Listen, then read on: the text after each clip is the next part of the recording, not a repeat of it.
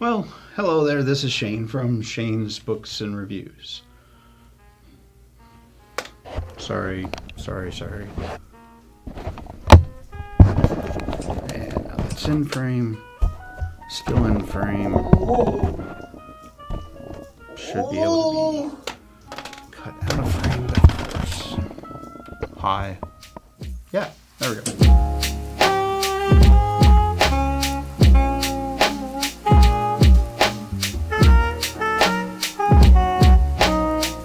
Well, hello there, this is Shane from Shane's Reviews, and I hope you are having a great day today. First, I'm sorry for all the account activity that we've been having on YouTube. There's a couple things that people have pointed out, and I started taking a look at them, and of course they were right in what they said. So I've been doing my best to get that fixed. Let's have us a decent little review. Now, it's been a minute since we have talked about some B.V. Larson goodness, or James McGill. James McGill is a dirty pleasure of mine, simply because it's one of those stories that it's going on and on and on. So it's, serialized, sure, but it's been a very unique story. Now, the question is, does this one, Green World, is it worth your time, efforts, and energies? Maybe, because this one, sure, it's got some action, but we're starting to actually see some major character development on the part of James McGill. Now, to give a quick nod to the narrator, Mark Boyett, his reading of this story is as good as any of the others that he's done with it. He's a solid voice for this. There's only one other person I think that could pull it off properly, but we're just going to keep that to ourselves. But anyway, so this story is a little bit different because a lot of sci-fi stories I got into reading from algorithms saying, hey, check this out, it kind of had the same kind of underlying tonalities to them. One being that it's military drama. Two, that there's, of course, the typical man versus alien or man versus catastrophe type of a story plot. But over the course of time, seeing how the very simple rules that have been put in place in this storyline, how that's actually arced out across the entirety of the series, and now getting to the point of some character development, seeing James McGill maybe realize that his womanizing ways and not necessarily being petty, but certainly being a resilient turd, how that might actually affect him negatively in the future, and him having a moment of self-realization, and maybe we'll see a little bit of growth. Yeah, so the simple rules are this. There is this fleet that is in the center of the galaxy, and so they're known as the Galactics, and so we have the Galactics and the Galactic Core. There is a problem being that there hasn't actually been a single leading king or queen sitting on this throne for a very long time. So we've got the Galactics, we've got the throne that's not been filled,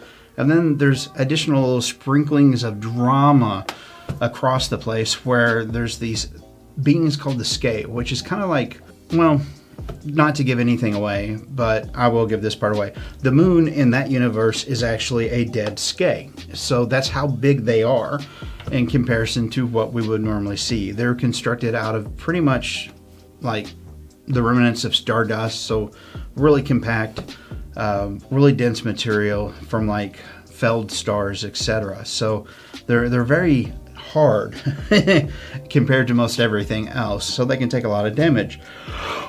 Now, so we've got the Skay, which they're kind of encroaching, and there's this dividing line in between. This is the place that the Galactics take care of. This is the place that the Skay takes care of. So we had that in a couple books in the past where those lines are starting to get closer to the Skay. And then there's the whole thing about humans, really, being that whenever we can, we infiltrate. Whenever we can, we will take over. Whenever we can, we'll do this, that, and the other. And these books are a great reflection of that. They show one of our biggest shortcomings, but also one of our strengths. It's been kind of fun watching how that's been playing out in this little fictional universe, because with the throne not being took, with all the things that are happening, we're kind of looked at as riffraff because we're so far away from the center of the galaxy. We're just thorns that will not go away. And James McGill usually is one of the ones that is a pivotal force in things happening. There's been multiple points where we as a species were getting ready to be completely annihilated because we have annoyed them one too many times. Or there's been times where we have done things that were incredible. It goes both ways in the books. But there's a thing in writing where usually I will applaud an author if they're not afraid to kill the characters. But it's one of those things that's hard to do in this series, and that's because of the roles that were put in place.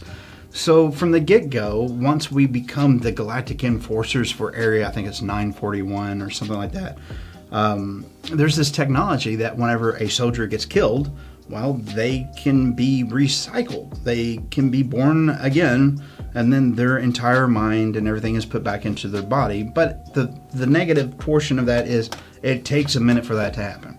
So we've been working in the background in these books to get humanity to a point where we don't really need these silly galactics because their rules are kind of harsh. Now, this last book, it was different. It was really different. You'll see the same kind of a story that we've been seeing, except if you look a little deeper. This one, I really don't feel adds or takes away from the current storyline that we've been working towards of the galactic civilizations. It's going to have to get on the pot and do its business, or get off the proverbial pot and let somebody else go. And if you know that saying, you know what I'm saying. Not everything that is wrote by every author is going to be for every individual. And this book was kind of like that for me. This wasn't necessarily the book that I thought it would be, and I'm a little bit late to the table as well on this one because I didn't even know this had been released. Amazon's supposed to tell me whenever B.V. Larson drops something new. Somehow, this one got past me, and now there's a pre-order available for the next book. Go figure.